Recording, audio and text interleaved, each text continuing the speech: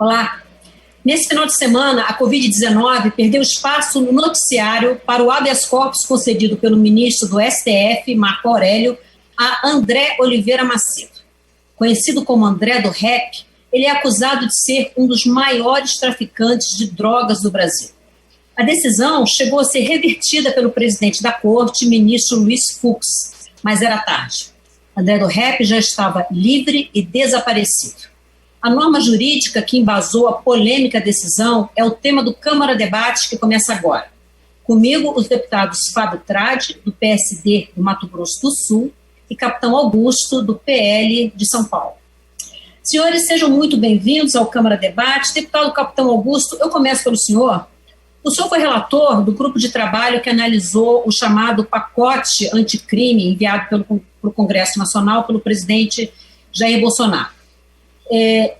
Na época que esse pacote foi analisado, foi incluída uma emenda, foi aprovada uma emenda que criou exatamente essa necessidade de prisões preventivas serem revisadas a quase 90 dias. O senhor agora é autor de uma proposta que retira essa obrigatoriedade do Código de Processo Penal. A minha pergunta é o seguinte: quando se faz uma lei e quando se vai analisar essa lei depois de pronta, os juristas nunca se prendem simplesmente ao texto da lei.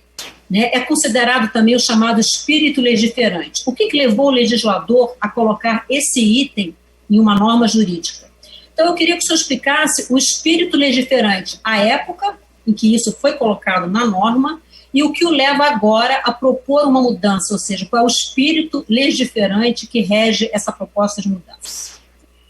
Bom, primeiro, esse artigo não constava na proposta original encaminhada pelo então ministro Sérgio Moro e nem por mim como relator. Até porque o pacote inteiro, ele tratava do endurecimento da legislação penal. Em nenhum momento, em nenhum dos artigos propostos do pacote original, flexibilizava, atenuava ou dava qualquer ensejo que pudesse gerar uma impunidade.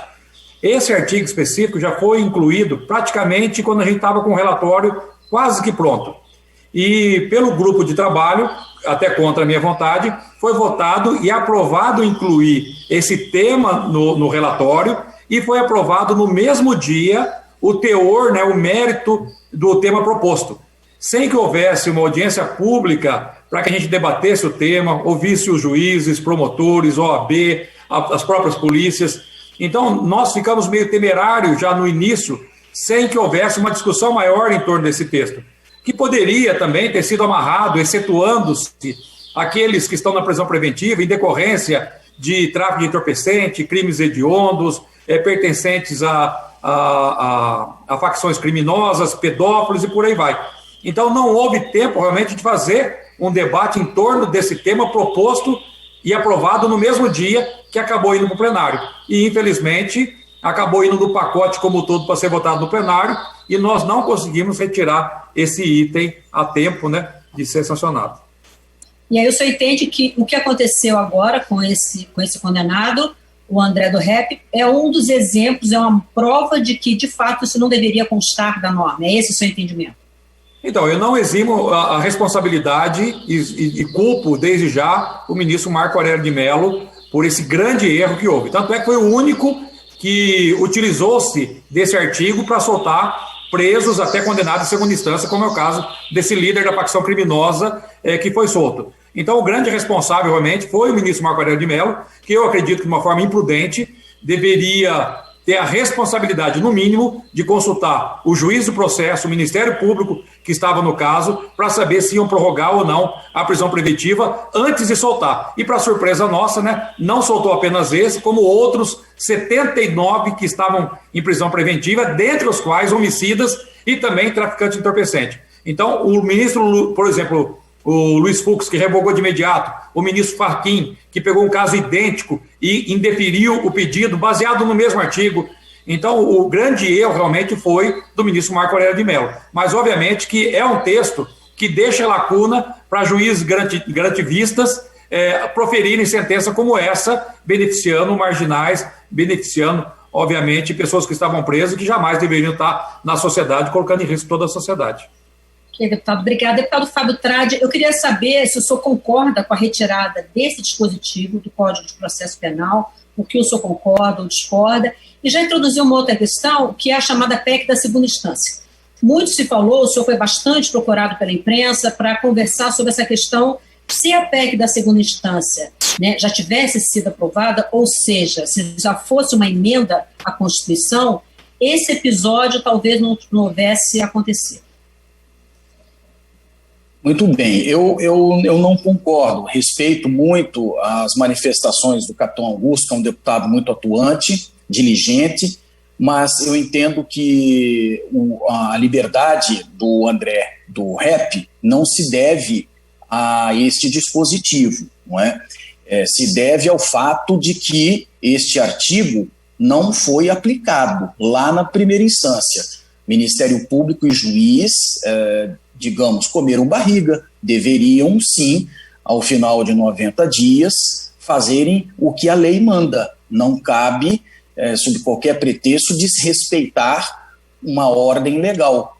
Portanto, se eles tivessem cumprido com o seu dever, nada disso ocorreria. Embora eu discorde do conteúdo jurídico da decisão do ministro Marco Aurélio. Acho que poderia ele encontrar outras razões para manter segregado pela dimensão da sua periculosidade, pela questão relacionada à ordem pública, o André do REP. Mas não culpo a lei. Acho que ela é um avanço até, sabe? Um avanço civilizatório. E se me permite, eu explico rapidamente. Nós estamos julgando essa lei porque alguém não a cumpriu. Nós temos que julgar a lei quando ela é cumprida, não é? E, no caso, ela vem sendo cumprida por inúmeros magistrados ciosos de seu dever que impedem a perpetuação de prisões preventivas em relação a muitos cidadãos que já não mais despertam a necessidade de continuarem presos. E por que esse artigo foi inserido? Esse artigo ele não foi inserido para beneficiar os ricos, muito pelo contrário, esse artigo foi inserido para que os pobres, os desempregados, jovens, pretos, vulneráveis economicamente, fiquem eternamente presos preventivamente e esquecidos nos cárceres, porque não tem defesa técnica, porque não tem assistência defensiva. Então, quando se colocou esse artigo, foi justamente esse objetivo, impedir que prisões preventivas que ultrapassem o tempo razoável perdurassem. E, com certeza, os juízes que aplicaram esse dispositivo, muitos reavaliaram a necessidade e evitaram que pessoas que não deveriam mais estar presas respondessem o processo em liberdade. E, agora, também acho que a gente tem que ter muita prudência, porque está avançando muito crítica já de forma pessoal à postura do ministro Marco Aurélio. O ministro Marco Aurélio aplicou aquilo que, no entender dele, é a lei. Então, nós temos que ressalvar essa questão que o ministro Marco Aurélio é um juiz que honra o Supremo Tribunal Federal, tem uma história impoluta. O fato dele ser garantista não significa que ele seja menos ou mais que outros que sejam punitivistas. Então, eu gostaria de deixar ressalvada esta questão. O deputado Fábio Tradi, o senhor falou do Ministério Público, que teria deixado de fazer o seu papel nessa questão. O Ministério Público soltou uma nota, a Associação dos Procuradores da República e de Promotores de Justiça Estaduais, elas soltaram uma nota dizendo que o Ministério Público teria sim feito a sua parte, que essa necessidade de renovação estaria restrita à primeira instância e que o caso deveria ter sido levado ao STJ e não ao STF, que o STF não deveria ter conhecido, deveria ter devolvido o assunto para o STJ. Veja bem, a cada 90 dias, um decreto cautelar, no caso segregador, né, de liberdade, prisão preventiva, tem que ser reavaliado. E ele pode ser feito de ofício. Tá? Então, portanto, mesmo sem a manifestação do Ministério Público, deveria o juiz de ofício, a cada 90 dias, reavaliar se perdura ou não a justificativa para manter preso. E isso não precisa de estrutura. Eu vi uma manifestação de uma associação de magistrados dizendo que não há estrutura para isso. Que estrutura que precisa? Basta saber quais os processos em que os réus estão presos preventivamente e a cada 90 dias reavaliar a necessidade ou não de mantê-los segregados. Não precisa de estrutura alguma. Alguém, aí vamos ter que averiguar com mais detalhes, alguém não cumpriu o parágrafo único do artigo 316, o que suscitou esses desdobramentos todos. Agora, lembro, se a PEC da segunda instância já tivesse sido aprovada lá atrás, não é? E o capitão Augusto é favorável à aprovação da PEC da segunda instância, não haveria essa polêmica toda. Por quê? Por que não haveria? Por que não haveria essa polêmica? Porque ele já estaria cumprindo a pena que foi imposta pelo colegiado de segunda instância. Não é? O senhor entrou num assunto que eu quero falar depois numa segunda rodada, para tentar fazer uma rodada bem rápida, que é a questão de onde que está o erro disso tudo. Agora, capitão Augusto, eu queria ouvir em relação a essa questão da sobrecarga do judiciário, da morosidade do judiciário, que faz com muitas vezes pessoas permaneçam presas sem sequer terem sido julgadas. Segundo dados de junho de 2019, cerca de 33% dos mais de 750 mil presos no Brasil não teriam sido julgados ainda, estariam cumprindo prisão preventiva. Na hipótese de esse parágrafo ser revogado, o que o senhor acha que pode existir para proteger ou para resolver que esse tipo de coisa não continue acontecendo? Bom, primeiro que o judiciário realmente já está sobrecarregado e nós imputamos para ele mais uma rotina, que é de reavaliar a cada 90 dias uma questão que já tinha sido definida da prisão preventiva. E, obviamente, isso aí suscita a possibilidade de erro, de esquecimento, de falha humana, que acaba beneficiando marginais, como foi o próprio caso. Então, é uma questão automática, jamais deveria ter sido colocado, ainda mais no pacote de combate à criminalidade e corrupção. Ali, o esboço era endurecer a legislação penal. Não era nem o local adequado para estar apresentando esse tipo de proposta, como foi colocado e aprovado, e acabou dando no que dando. A questão é que deveria realmente ser amarrado isso aí, deveria estar pensando mais na sociedade e não no preso, que poderia estar facilitando, poderia estar ajudando os marginais. A questão da PEC da segunda instância, que nós tanto lutamos, realmente queremos que seja aprovado o quanto antes, não seria o suficiente, porque dos 79 presos colocados em liberdade pelo ministro Marco Aurélio de Mello, nem todos foram condenados em segunda instância, então ele iria soltar da mesma forma. Por isso que eu estou pedindo a revogação completa desse artigo, para não dar mais margem à soltura de nenhum marginal. Então é isso que nós não podemos, e não dá tempo de nós fazermos audiências, que é o que deveria ter sido feito, e não incluído no pacote no mesmo dia, votado no mesmo dia e levado para o plenário, sem que houvesse um debate, sem que houvesse audiências públicas, sem que houvesse quem realmente está lidando com isso, as partes interessadas, as associações do judiciário, Ministério Público, as próprias polícias.